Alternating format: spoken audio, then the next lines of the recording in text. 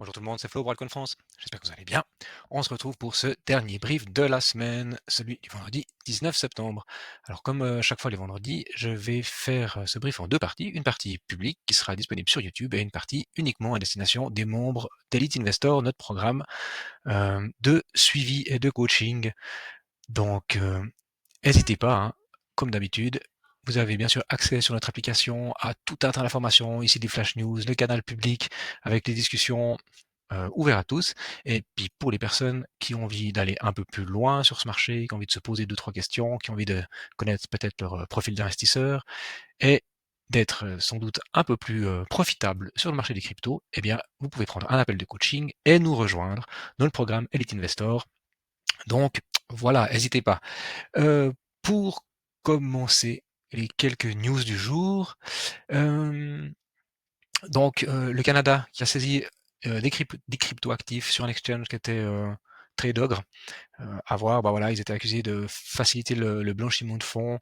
Ça fait un petit moment hein, que cette histoire elle traîne. Bah voilà, la décision elle est tombée. Il fallait que ça arrive. Une news intéressante, la Maison Blanche, elle réévalue la nomination pour la présidence de la CFTC. Donc Brian Quintance, elle a été bloquée, et du coup, il y a plusieurs autres personnes qui ressortent, que Michael Selig de la SEC et puis Tyler Williams du Trésor, ex Galaxy Digital. Donc on verra tout ce que ça va donner. Autre nouvelle intéressante, c'est le pourcentage d'entreprises publiques qui détiennent des trésoreries en Bitcoin. Donc, on voit que ça augmente chaque jour un petit peu plus. Et puis en même temps, cette trésorerie, euh, elle est souvent, comment dire, une capitalisation boursière qui est inférieure à la valeur de leurs avoirs en BTC. Donc ça veut dire qu'ils ont plus de valeur en Bitcoin que ce que vaut leur entreprise cotée en bourse. On peut se poser la question du bien fondé de ce genre de move hein, pour les entreprises, parce que bah, pour le moment, Bitcoin reste quand même un actif à risque avec des fluctuations de marché importantes. Donc, si les entreprises ont énormément de Bitcoin dans leur trésorerie et que Bitcoin se casse la gueule, je donne pas cher de ces entreprises en bourse. Ah, bon, un peu comme euh, voilà, comme les gros du marché qui font la même chose, hein, qui se remplissent les poches de Bitcoin. Et d'Ether en passant, parce qu'on a vu aussi que pas mal d'entreprises avaient mis un petit bag sur Ether. Est-ce que ça va faire en sorte que bah, finalement on aura moins ces high et ces low sur le marché? C'est possible. Voilà. C'est clair qu'avec la démocratisation, avec l'afflux de capitaux, on aura de moins en moins de gros mouvements de marché parce que ça prend beaucoup d'argent à bouger en fait. Mais pour le moment, on n'y est pas encore, donc on verra. Autre nouvelle, Trust Wallet qui s'associe à Kraken pour intégrer les Xtox. Donc comme ça, on voit qu'ils se dirigent aussi vers les fonds tokenisés sur leur exchange. Donc gentiment, ça prend un peu voilà, ça prend de l'ampleur. Il y en a de plus en plus qui jouent le coup des RWA. Donc voilà, un narratif dont on parle bien régulièrement. Allez, c'est parti. Bitcoin en 4 heures. On voit que le marché aujourd'hui, hein, il est un peu dans le rouge. Si on scrolle un petit peu là sur ma liste, on voit qu'on est plus dans le rouge que dans le vert. Fin de semaine, est-ce qu'on corrige un petit peu les excès d'hier? C'est possible. Mais là, en tout cas, on voit qu'on est venu rechercher, si je fais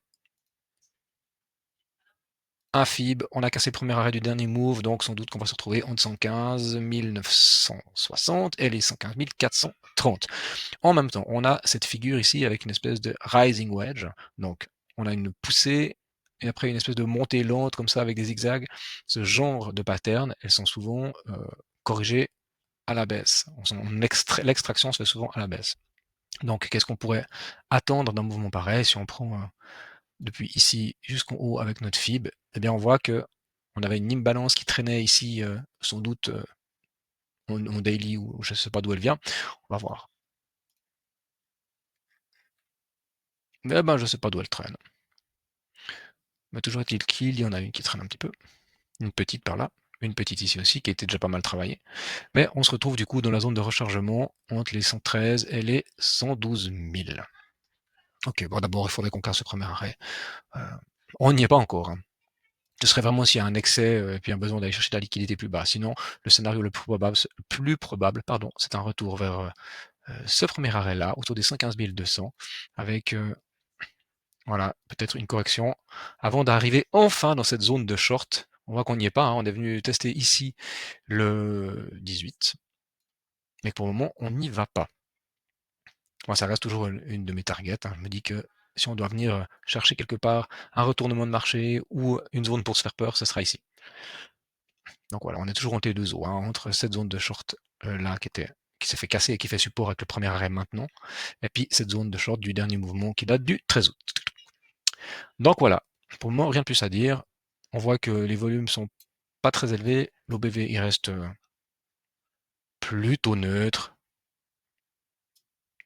Le MACD un peu orienté à la baisse, mais rien de fou. Et puis, on était en 4 heures avant. Si on regarde tout ça en 4 heures, qu'est-ce que ça nous dit pour un horizon de temps un peu plus court? Ouais, on est clairement orienté à la baisse.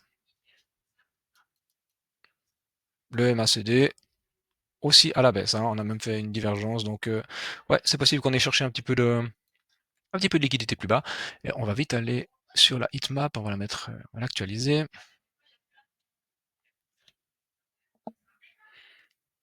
Alors, la heatmap, qu'est-ce qu'elle nous raconte? Elle nous raconte qu'on a un petit peu de monde autour des 115. Ouais, c'est pas grand-chose, hein. On a plutôt des shorters qui sont là, positionnés aux 118 900. Ce qui nous fait 118 900, bah, pile poil dans la zone de recharge, de short. Donc, peut-être du monde à venir squeeze par ici. Ethereum. Ethereum, on continue aussi ce qui a été commencé en début de semaine. Donc, on est venu prendre, on est juste venu de la zone de short du dernier mouvement avant de se retourner et on vient s'appuyer ici sur, si on trace le FIB. Ah, on n'y est pas encore. Ok, on a encore un petit peu de marge. On pourrait venir en zone de rechargement ici entre les 4500 et 4464. Pouf, voilà, comme ça. Donc là, ce serait pas complètement déconnant de venir faire un petit tour. On voit qu'on a cette grosse mèche ici, hein, qui a été faite, qui a été laissée le 17. Hop là, pardon. Du coup, ces mèches-là, elles aiment bien être testées. En plus, on a plusieurs creux dans le volume profile, donc ça pourrait très bien être des zones de localisation. En plus, on serait sur notre tunnel 4 heures qui fait support quand on a besoin un peu de corriger et de respirer. Donc, ce serait pas déconnant d'être dans ces eaux-là. Sinon, en termes d'oscillateur, on voit qu'on est plutôt convergent, ça baisse, l'oscillateur baisse, donc voilà. On voit que le Volatility Index, il arrive de nouveau dans une zone verte, donc il n'y a pas tellement de volume, il n'y a pas tellement d'excitation sur ce marché, hein. Tout ça se passe de l'indifférence la plus complète. En daily, on a toujours sa structure. Alors, on voit qu'on était dans cette zone de short, je vous rappelle, après on vient faire cette structure-là. Moi, j'espère qu'on ne construit pas un M, si j'enlève mon aimant. Hop, pouf, ça, ce serait pas terrible, hein, de venir casser les 4424. Si on vient casser cette zone-là, on a quand même un gros M, donc un gros retournement de mouvement, de tendance. Ouais, ça, ce serait pas fou, hein. Clairement, c'est un peu ce qu'on a eu ici avec cette théorie de dos qui s'enchaîne. Ben ici, peut-être qu'on pourrait reconstruire un petit peu. Et puis après, bien sûr, on a notre niveau ultime des 4200 ici. Si on a ces 4200 qui devaient être pris, et ben là, c'est clair qu'on serait vraiment dans quelque chose de très négatif. Mais pour le moment, on voit que on n'a pas vraiment de sens donné au marché. Donc, c'est bien possible qu'on continue de latéraliser un petit peu dans ces eaux-là. On a pris notre zone de short, on se retourne, on s'appuie sur des zones clés, hein, c'est les anciens sommets. Et peut-être que notre scénario, eh ben, ça va être un peu de latéralisation, d'aller chercher un petit peu comme ça des choses, avant que le marché prenne vraiment une direction nette, claire. Pour ça, il nous faut du volume, de la force. Et pour moi, c'est tout ce qu'on n'a pas en fait. Et on voit aussi que sur les ETF, il y avait plutôt des sorties. Allez, mets-toi à jour, s'il vous plaît. Voilà, là, ben, aujourd'hui, on a une belle rentrée, 213 millions, c'est pas mal. Mais est-ce que c'est suffisant? Ben, on voit qu'en fait, ça se traduit pas par du vert. Donc, il y a quand même une pression vendeuse sur ces zones de prix. Faut pas oublier que on est dans une zone. Si, hop, on reprend vraiment tout notre, voilà, c'est un peu clair. Si on prend toute notre charte, on est dans les zones de vente. Clairement, on est dans une grande zone de résistance. Ici, beaucoup de gens sont en train de liquider leur position. Toutes les personnes qui sont rentrées là en début de bull run à 1200, ils ont déjà fait un x3,5. Quand on voit que le marché a de la peine à s'extraire et à peine à avoir du volume et de la force, eh bien, ok, on prend des profits et on sécurise nos positions, donc c'est tout à fait normal. Ce qui est intéressant par contre à voir, c'est que en weekly, on reste plutôt assez fort, hein. Pour le moment, on n'est pas redescendu trop bas, donc ça c'est plutôt bien. Et puis notre BV aussi est plutôt fort, donc ça c'est plutôt positif. C'est intéressant toujours de reculer un petit peu, de prendre du recul, de pas être dans le bruit de marché, parce que c'est clair qu'on subit les hausses de 5, de 10%, après ça regrimpe, après ça rebaisse, et puis finalement on se prend un peu le chaud avec ça. Ce qui est important, c'est de garder une vision un peu large. Et là, clairement, voilà, ce qu'on n'aimerait pas voir, c'est un gros M se concrétiser sur ce top ici, ce qui voudrait dire que ensuite la prochaine zone, c'est cette zone de rechargement d'achat là. Mais pour le moment, on tient bon notre premier arrêt, donc tant qu'on tient le premier arrêt, il n'y a pas de souci à se faire sur la tendance de fond. Et c'est ça qui est important, c'est la tendance de fond. Extra. La suite, un petit tour sur Ondo. On avait parlé de la cassure de ce triangle avec, on va aller en daily, ça sera plus parlant, avec la volonté de retest avant de faire quelque chose de plus fort pour marquer voilà, un retour haussier sur Ondo. Et puis qu'est-ce qu'on voit? On voit qu'on est venu pile poil retester. Et puis là, depuis 3 jours, on a fait une petite hausse, on repart à la baisse. Donc important, ce qu'on ne veut pas, c'est réintégrer ce triangle. Donc si on réintègre le triangle, eh ben, ça aura été un fake out, même pas prise de liquidité parce qu'on n'a pas cassé le sommet. Donc on est, en guillemets, pas sorti d'affaire. Le vrai retour haussier, ce sera la prise de ce sommet-là avec une clôture. Et là, on pourra se dire, ok, c'est bon. On est nouveau dans une vraie bonne dynamique haussière avec comme objectif la zone de short plus haut. Mais pour le moment, on n'y est pas. En même temps, ça correspond plus ou moins au 38,2 de Fibo du retracement. Donc une zone de résistance qui sera importante à passer. Mais on surveille ça, hein.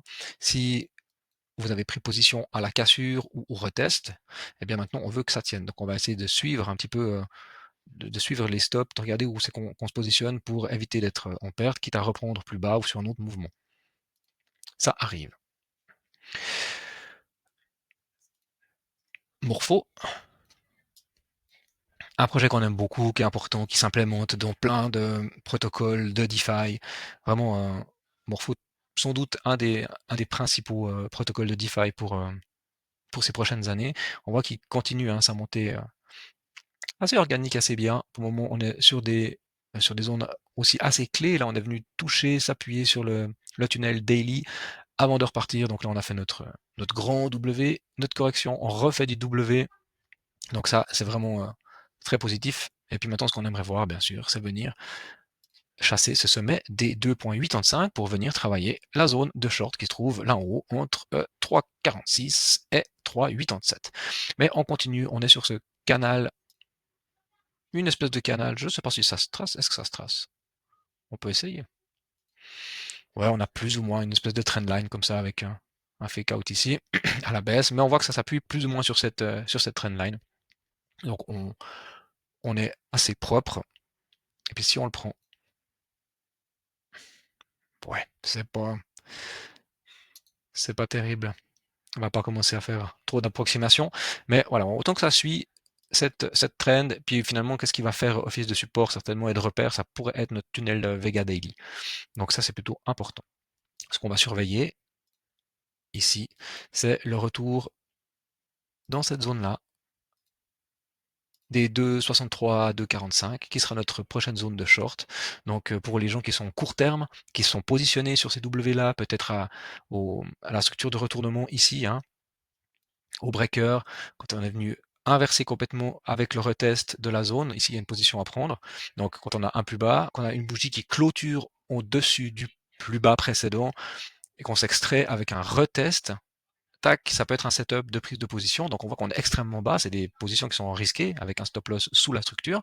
Mais du coup, les gens qui sont rentrés ici à 1,93, eh ben, ils ont un joli, ça nous fait quelque chose un peu comme ça. Ils ont un joli risk reward. Donc pour les personnes qui voilà ça, qui tradent plutôt peut-être en 30 minutes ou en 1 heure.